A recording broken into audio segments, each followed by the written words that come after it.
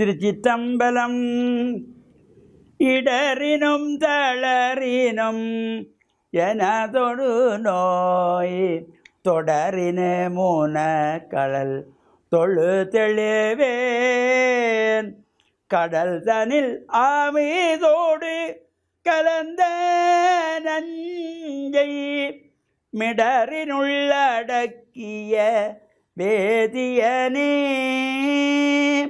இதுவோ எமையாளுமாறு ஈவதொன்றமர்க்கில்லையே, அதுவோ உனதின் அருள் ஆவடி துறை அரணி.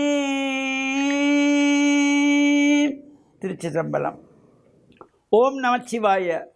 மேன்மைகள் சைவநீதி விளங்குக உலகமெல்லாம். நோயற்ற வாழ்வே குறைவற்ற செல்வம். அந்த நோய் நொடி இல்லாத வாழ்வு இந்த உலக மக்கள் எல்லோரும் வாழ வேண்டும் என்று கலியுகத்தின் காந்தமல ஜோதியாகிய சபரிமலை சுவாமி ஐயப்பனுடைய திருவடிகளை சிறந்தாழ்த்தி டான் தமிழொலி ஓம் தொலைக்காட்சி நேயர்கள் அனைவருக்கும் சர்வதேச இந்து மத குருபீடம் அகில இலங்கை சபரிமலை ஸ்ரீ சாஸ்தாபீடத்தின் சார்பில் இனிய வணக்கங்களும் நல்லாசிகளும். இன்றும் மங்களகரமான விஸ்வாவசு வருஷம் புரட்டாதி மாதம் 18ஆம் நாள் 4/10/2025 சனிக்கிழமை. இன்று மலர்ந்திருக்கின்ற இன்றைய பொழுதும் நம் எல்லோருடைய வாழ்விலும் எல்லா விதமான சிறப்புகளும் வெற்றிகளும் கிடைக்க வேண்டும் என்று இறைவனை பிரார்த்தித்து பெற்றோர்கள் பெரியோர்கள் குருவானை வணங்கி அவருடைய அன்பையும் ஆசையும் பெறுகின்ற பொழுது எந்த நாளுமே நமக்கு நல்ல நாளாக அமையக்கூடியது. இன்று மந்தவாரம் என்கின்ற சனிக்கிழமை, புரட்டாதி மாதத்தினுடைய 3வது சனிக்கிழமை. இந்த புரட்டாதி சனிக்கிழமைகளிலே நாம் விரதமாக இருந்து சனீஸ்வர பகவானை வழிபட்டு எள்ளெண்ணெய் தீபங்கள் ஏற்றி பிரார்த்தனை செய்வது, எள்ளு சாதம் நிவேதனமாக வைத்து காக்கைக்கு உணவாக கொடுக்கின்ற பொழுது இந்த ஜாதக ரீதியாக ஏற்படுகின்ற சனீஸ்வர பகவானுடைய தோஷங்கள் எல்லாம் நீங்குகின்ற வகையிலே ஜென்மத்து சனி, அர்த்தாஷ்டமத்து சனி, ஏழரை நாட்டு சனி, அட்டமத்து சனி என்று இந்த ஜாதக ரீதியாக பார்த்து சொல்வார்கள். இவ்வாறான தோஷங்கள் எல்லாம் அதனுடைய தாக்கங்கள் குறைகின்ற வகையிலே இந்த சனீஸ்வர பகவானுக்கு எள்ளெண்ணெய் தீபம் ஏற்றி வழிபாடு செய்வது. அவ்வாறு எள்ளெண்ணெய் தீபங்கள் ஏற்றி வழிபாடு செய்தால் தோஷம் போய்விடுமா என்றால் தோஷம் போவதல்ல, தாக்கம் குறைவடையும். இப்போ பொதுவாக மழை பொழிவது என்பது இயற்கை நியதி. ஆனால் நாம் ஒரு குடை பிடித்து கொள்கிறோம். நம்முடைய தலை உடம்பு நனையாமல் இருப்பதற்கு குடை பிடித்து கொள்கிறோம். குடை பிடித்து கொண்டதினாலே நம்முடைய உடம்பு நனையாமல் இருக்கலாம், தலை நனையாமல் இருக்கலாம். அதற்காக மழை நின்று விட்டது என்ற அர்த்தம் அல்ல. மழை பொழிந்த வண்ணம் இருக்கும். ஒரு பாதுகாப்புக்காக நாம் குடை பிடித்து கொள்வது போல தோஷங்கள் நீங்குவதல்ல, தாக்கம் குறைவாக இருக்கின்ற வகையில் இந்த பிரார்த்தனைகளை செய்து கொண்டு போக சிறு சிறிதாக அது குறைந்துவிடும் என்கின்ற வகையிலும் இன்றைய தினம் பிரதோஷ விரதம், அதுவும் சனி பிரதோஷம் என்று போற்றப்படுகின்ற சிறப்பான சிவன் ஆலயங்களிலே நடைபெறுகின்ற நந்தியம்பெருமானத்திலே அபிஷேக பூஜைகள் ஆராதனைகளும் கலந்து இறையருளையெல்லாம் நாம் பூரணமாக பெறுகின்ற வகையிலும் இப்பொழுது இந்த கேதார கௌரீஸ்வர விரத அனுஷ்டானங்கள் நடைபெற்று கொண்டிருக்கின்றது. சிவனை வேண்டி அன்னை பராசக்தி கௌரியம்பிகையானவள் தவமுறையிலே இருந்து விரத அனுஷ்டானத்திலே இருந்து அக்ஷதையும் பில்பமும் கொண்டு மண்ணினாலே புற்று மண்ணினாலே செய்யப்பட்ட சிவலிங்கத்துக்கு அர்ச்சித்து சிவனுடைய உடம்பில் பாதியை பெறுவதற்காக இந்த விரதத்தை அனுஷ்டித்தாள். எனவே இது சிவனுக்குரிய விரதம், கௌரி அம்பிகை அனுஷ்டித்த விரதம். இந்த பூஜை வழிபாடு கலந்து கொள்வதோடு பொதுவாக இந்த பூர்த்தி அன்று அந்த 21 இலைகள் கொண்ட 21 முடிச்சுகள் போட்ட காப்பை கட்டி கொள்வார்கள். அவ்வாறு செய்யப்படுகின்ற பொழுது ஒவ்வொரு நாளைக்கு ஒவ்வொரு முடிச்சு அவரவர் கையினாலே அந்த முடிச்சு போட்டு அங்கே பூஜையில் வைப்பது. இப்போ பொதுவாகவே 21 முடிச்சுகளும் ஏற்கனவே போட்டு கோவிலில் வைத்து கொள்வார்கள். அல்லது கோவில் சாமான்கள் விற்கப்படுகின்ற வியாபார ஸ்தாபனங்களில் இருந்து 21 முடிச்சுகளும் போட்ட வண்ணமே இருப்பார்கள். அதை கொண்டு வந்து பூஜித்து கொள்வார்கள். ஆனால் அவரவர் தங்கள் கையினாலே போடப்படுகின்ற பொழுது அதற்கு அதிகப்படியான சக்தி உண்டு. ஒரு நாளைக்கு ஒரு முடிச்சு வீதம், 21 நாளைக்கு 21 முடிச்சுகள். சரி, 21 நாளைக்கு நமக்கு இந்த விரதத்தை அனுஷ்டிக்க முடியாமல் இருக்கலாம்.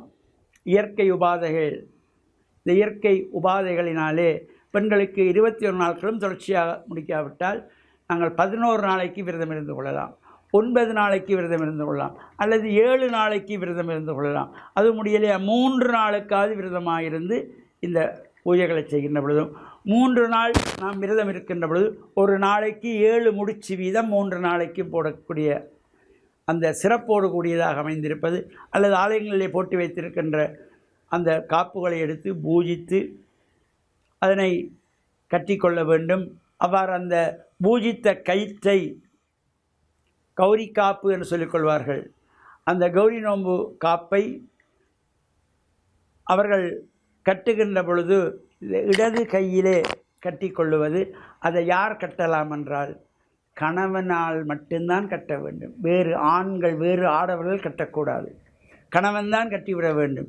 இப்படி கணவன் ஊரிலே இல்லை, வெளியூரிலே அல்லது வெளிநாட்டில் இருக்கிறார் என்றால் வீட்டிலே மூத்த சுமங்கலிகள், அம்மாவோ அத்தையோ பாட்டியோ யாராவது மூத்தவர்கள் கட்டிக்கொள்ளலாம் என்ற நல்ல சிந்தனையோடு தொடர்ந்து இதை பற்றி நாம் சிந்திப்போம் என்று கூறி, டான் தமிழொலி ஓம் தொலைக்காட்சி நேயர்கள் அனைவருக்கும் சர்வதேச இந்து மத குருபீடம் அகில இலங்கை சபரிமலை ஸ்ரீ சாஸ்தாபீடத்தின் சார்பில் நல்லாசிகளை கூறிக்கொள்வதில் மனமகிழ்வு கொள்கிறோம்.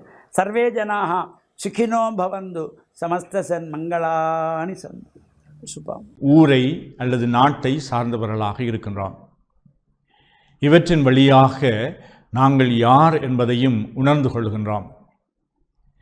இந்த மனித சமூகத்திலே ஒவ்வொரு குழுமத்திற்கும் அல்லது மனித சமூகத்திற்கும் உரிய சில பாரம்பரியங்கள், சம்பிரதாயங்கள், பழக்க வழக்கங்கள் என்று பலவாறு எங்களுடைய முன்னோர்கள் வழி வழியாக இவற்றை ஒரு சந்ததியிலிருந்து இன்னும் ஒரு சந்ததிக்கு என, ஒரு குடும்பத்திலிருந்து இன்னும் ஒரு குடும்பத்திற்கென அவர்கள் பகிர்ந்து கொடுக்கின்றார்கள்.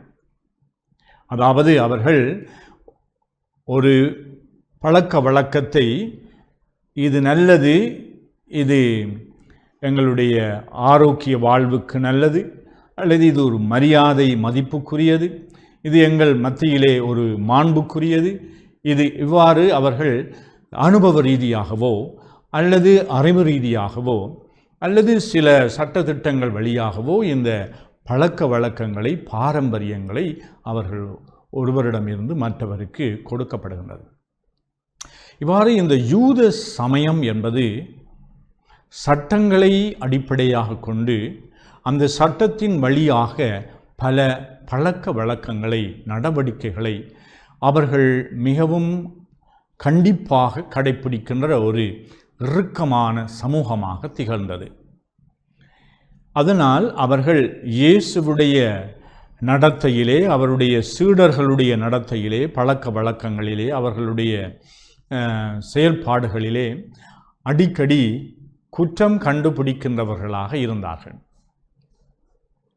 இயேசுவினுடைய போதனையும் அவருடைய வாழ்வும் இந்த சட்டங்களை, திட்டங்களை, பாரம்பரியங்களை மேலோட்டமான முறையிலே ஏதோ ஒரு கட்டுப்பாடாக இருக்க வேண்டும் என்பதற்காக வலியுறுத்தாமல், அந்த சட்டங்களின் பின்னணியிலே இருக்கின்ற உட்புறம் வெளிப்புறம் என்று சொல்லி பிரமனே நாங்கள் எக்ஸ்டர்னல், எங்களுடைய வெளியாக நாங்கள் கடைப்பிடிக்கின்ற அந்த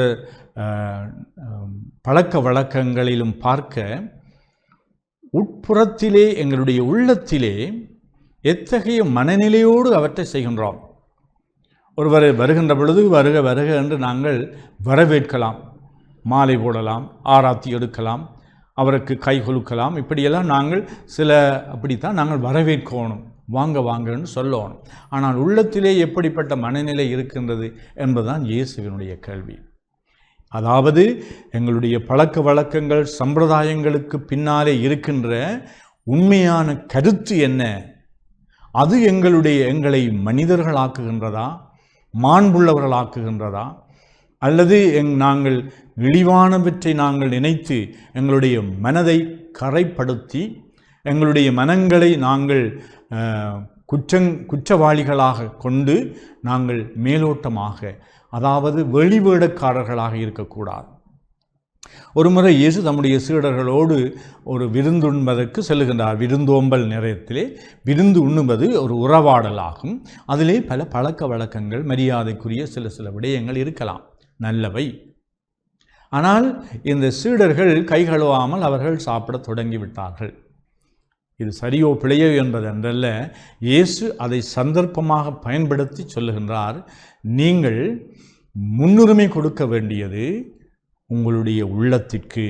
உங்களுடைய உள்ளத்திலே நீங்கள் நேர்மையாளர்களாக, உண்மை உள்ளவர்களாக, கள்ளம் கபடம் இல்லாதவர்களாக, தூய்மையானவர்களாக நீங்கள் இருந்தால்தான் இந்த தூய்மைக்குரிய சடங்குகளை நீங்கள் செய்கின்ற பொழுது அவை அர்த்தமுள்ளதாக இருக்கும். அதனாலே மனித வாழ்விலே உள்ள தூய்மை என்பது முக்கியமானது என்பதை இயேசு கற்றுக் கொடுக்கின்றார். மனம் சரியாக இருக்க வேண்டும். மனம் தூய்மை இல்லாமல் இருந்தால் நாங்கள் வெளிவேடக்காரர்களாகவே ஒரு போலியான வாழ்க்கையை வாழ்ந்து கொண்டிருப்போம். எங்களுடைய வார்த்தை முரண்பாடான வார்த்தையாக இருக்கு. எங்களுடைய வாழ்வுக்கும் எங்களுடைய வார்த்தைக்கும் எங்களுடைய பேச்சுக்கும் தொடர்பில்லாமல் போய்விடும். அதனால் இயேசு இங்கு வலியுறுத்தி சொல்ல விரும்புவது வெறுமனே எங்களுடைய சம்பிரதாயங்களையும் பழக்க வழக்கங்களையும் செய்ய வேண்டும் என்பதற்காக செய்யாமல், உள்ள தூய்மையோடு வாழ்வதற்கு, நீங்கள் உணவுக்கு உண்பதற்கு விருந்தோம்பல் செய்வதற்கு ஒருவரை அழைக்கின்ற பொழுது உங்களுடைய உள்ளம் தூய்மையானதாக இருக்க வேண்டும். உண்மையான அன்பினுடைய அடிப்படையிலே, நட்பினுடைய அடிப்படையிலே, உதவி செய்ய வேண்டும் என்ற அந்த அடிப்படையிலே, சகோதரத்துவம் என்ற அடிப்படையிலே நாங்கள் எங்களுடைய உறவுகளை தொடுக்க வேண்டும் என்று சொல்லித் தருகின்றார். எங்களுடைய வாழ்க்கையை நாங்கள் ஆராய்ந்து பார்ப்போம். எவ்வளவு தூரம் எங்களுடைய உள்ளம் தூய்மையானதாக இருக்கின்றது. இந்த வரத்தை நாங்கள் இறைவனிடம் இந்த நாளிலே கேட்டுக்கொள்வோமாக. ஆமென்.